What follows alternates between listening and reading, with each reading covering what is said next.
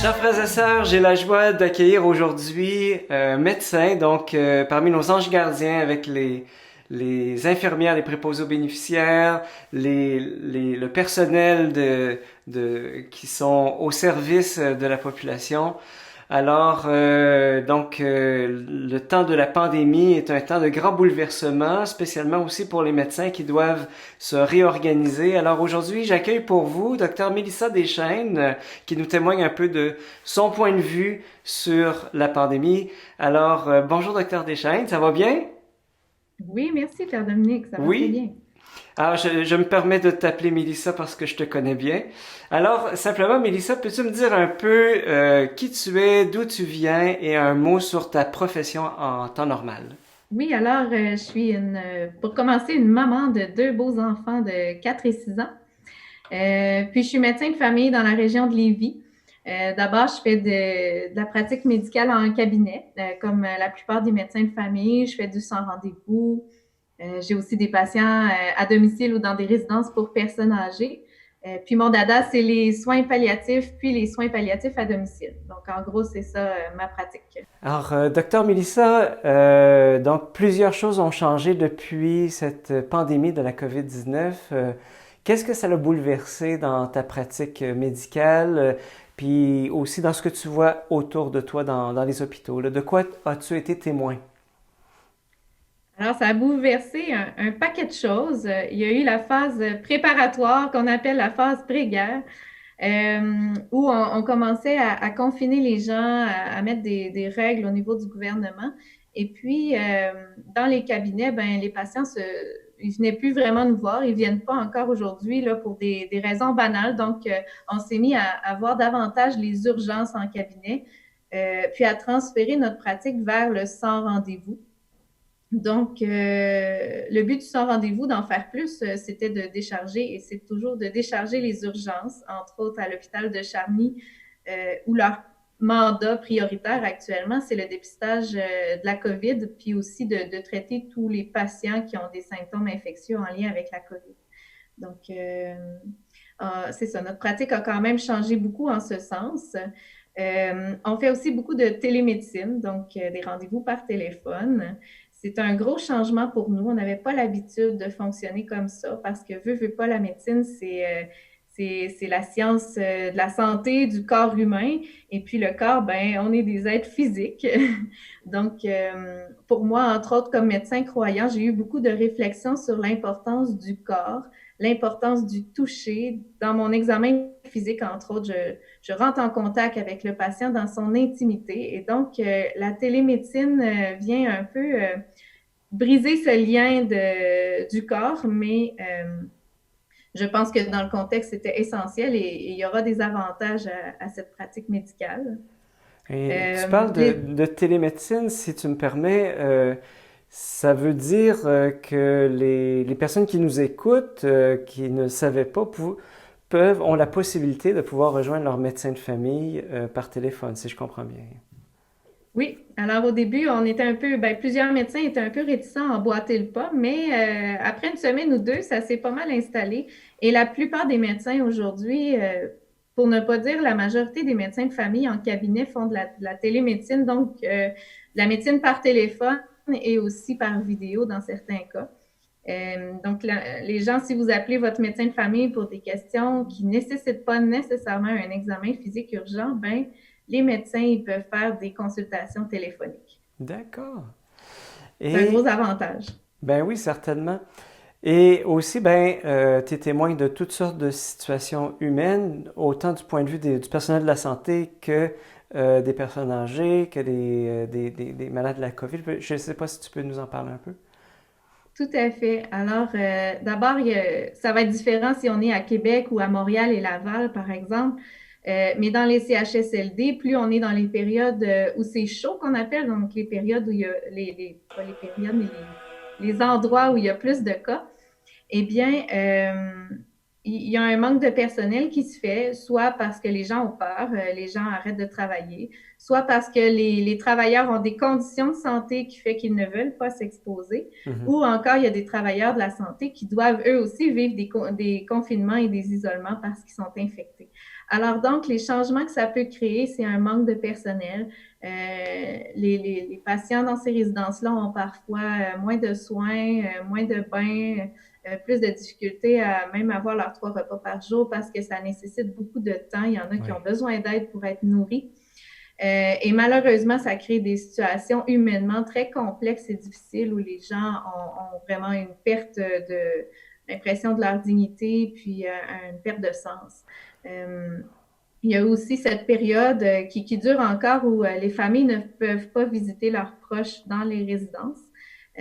Alors, je vois des patients en pratique qui, malheureusement, deviennent un peu plus mêlés, des gens qui ont des troubles cognitifs, par exemple une maladie d'Alzheimer, où ils sont habitués de voir leur fille ou leur fils pour dîner à tous les jours ou la fin de semaine. Et puis, du jour au lendemain, ils ne voient que les travailleurs autour d'eux, ils ne voient plus leur famille. Donc, certains sont moins bien là, dans ça. Ils vont avoir une détérioration de leur maladie cognitive, voire beaucoup d'anxiété, des troubles de sommeil et tout ce qui peut aller avec ça.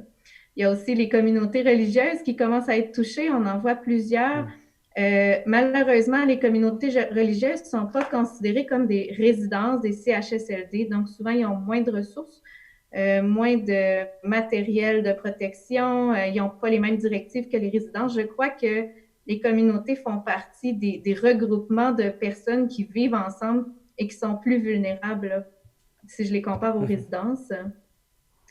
Puis il y a à l'hôpital, naturellement, où je vois un gros changement dans ma pratique au niveau des soins palliatifs. Les gens, entre autres, il y a eu des moments où on se disait, est-ce qu'on va devoir interdire la visite des familles? Est-ce que les gens vont mourir seuls?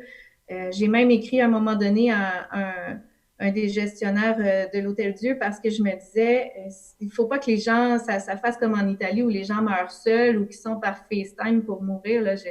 J'avais beaucoup cette peur-là au début, que notre société choisisse ce choix de laisser les patients mourir seuls. Donc, par chance, ils ont le droit à un visiteur, mais c'est quand même un gros changement. Si j'ai un monsieur avec sa conjointe qui l'accompagne, mais elle peut vivre des choses difficiles et sentir qu'elle aurait besoin de ses enfants aussi autour d'elle pour accompagner le mourant, ce qui n'est plus le cas. Donc, c'est un peu toutes ces situations-là humainement difficiles que je vois en pratique. Merci. Donc, Mélissa, tu nous as parlé que avant d'être médecin, tu es d'abord maman, mais comment ça se conjugue, là, médecin de famille et maman en même temps? Comment ça s'est modulé pour votre famille, justement, là? Alors, pour la vie de famille, ben, j'ai l'avantage d'être médecin de famille. Comme médecin de famille, ben, quand je suis au cabinet, c'est moi qui décide de mon horaire. Actuellement, je peux dire que la télémédecine puis le contexte facilite encore plus cette, ben, le travail, mais le travail en lien avec la famille. Parce que je peux vraiment gérer mon horaire. Ce que je fais, c'est que j'attends qu'il y ait un certain nombre de patients qui veulent me contacter. Là, en 2, 3 jours, ben, je peux avoir peut-être une dizaine de patients qui veulent un retour d'appel. Puis là, je vais me faire une journée où je vais retourner tous les appels, je vais répondre aux questions des patients, je vais faire des consultations téléphoniques. Donc, j'adapte vraiment mon travail à la pièce en fonction du besoin. Ce qui n'était pas tout à fait le cas avant, là, c'était un peu plus compliqué à gérer. Donc, la conciliation se fait bien. Je dirais que c'est un peu différent, un peu plus complexe quand je suis de garde. Donc, quand je suis à l'hôpital puis que je fais mes soins palliatifs, c'est des 7 jours. Je dois aller à l'hôpital, faire ma tournée. Je dois voir tous mes patients, puis je reviens, puis je suis de garde. Donc, sur appel, parce que c'est ça que ça veut dire être de garde, c'est être sur appel. Le soir et la nuit, là, je peux avoir des téléphones, je peux être appelée à retourner. Ben pour ça, c'est certain que mon époux a un grand rôle à jouer. Il est disponible, donc ça me permet aussi de quitter des fois de manière impromptue. Puis je peux aussi faire des très grosses journées pendant cette semaine-là. Là. Je peux commencer à 8 heures le matin, mais je ne sais pas à quelle heure je finis. Je peux finir à 4 heures, mais je peux finir à 10 heures aussi. Donc, il y a Hmm. de l'inconnu, mais c'est une semaine qui est. Si c'est une semaine sur 4, ben je sais que cette semaine-là arrive, puis on prévoit les choses en conséquence. Puis papa est là pour sauver la famille. Ah. Et, euh, et à la mi-mai, je pense que les choses vont se transformer un peu pour toi. Oui, exactement. Donc, ben, à la mi-mai, en fait, c'est déjà un peu commencé. C'est qu'il y a une réouverture là, des commerces, des écoles. Il y a un changement au niveau de la population qui est en train de se faire, même si le virus est toujours présent, il le sera pendant longtemps. Donc, il faut apprendre à vivre avec.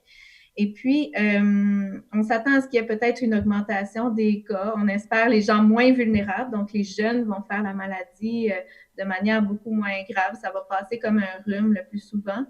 Et puis, on espère immuniser une partie de la population pour qu'ensuite les personnes plus vulnérables puis les personnes âgées soient protégées.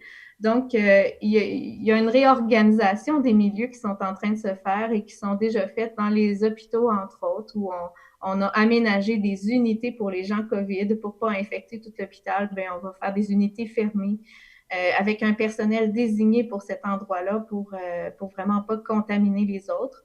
Puis, ce qui a ouvert récemment, c'est les milieux qu'on appelle des sites non traditionnels. Donc, on sort de la zone de confort, ça le dit, non traditionnel.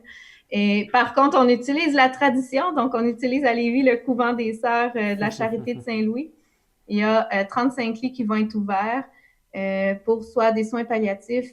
Il va y avoir des lits de réadaptation, donc des gens qui ont perdu de l'autonomie, soit à la suite d'un ACV ou d'un accident ou autre, et qui ont besoin de soins, mais pas de soins médicaux actifs. Donc, qui n'ont plus besoin d'être dans l'hôpital, mais qui ne peuvent pas retourner à la maison ou à la résidence. Donc, c'est une unité vraiment pour les gens qui ont la COVID, mais qui ont une perte d'autonomie.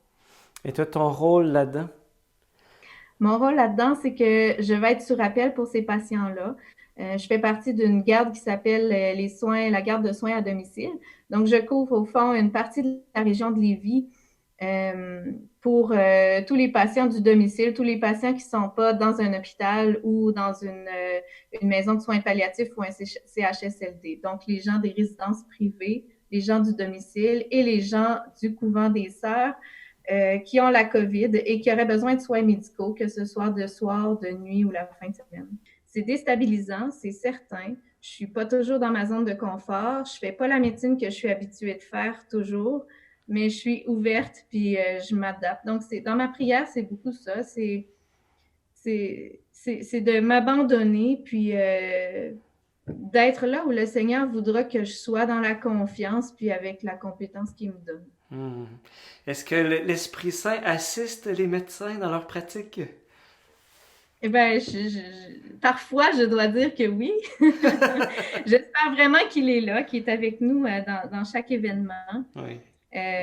Surtout, je vous dirais, en soins palliatifs, pour moi, c'est plus fort parce que les gens, ils ont moins de famille, ils sont plus isolés.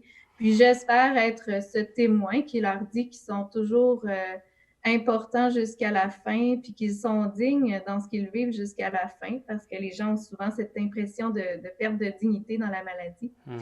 Donc, j'espère être ce témoin, puis si je le suis, ben c'est pas grâce à moi, c'est grâce à l'Esprit Saint. Docteur Mélissa Deschênes, merci beaucoup de nous avoir accordé cette entrevue.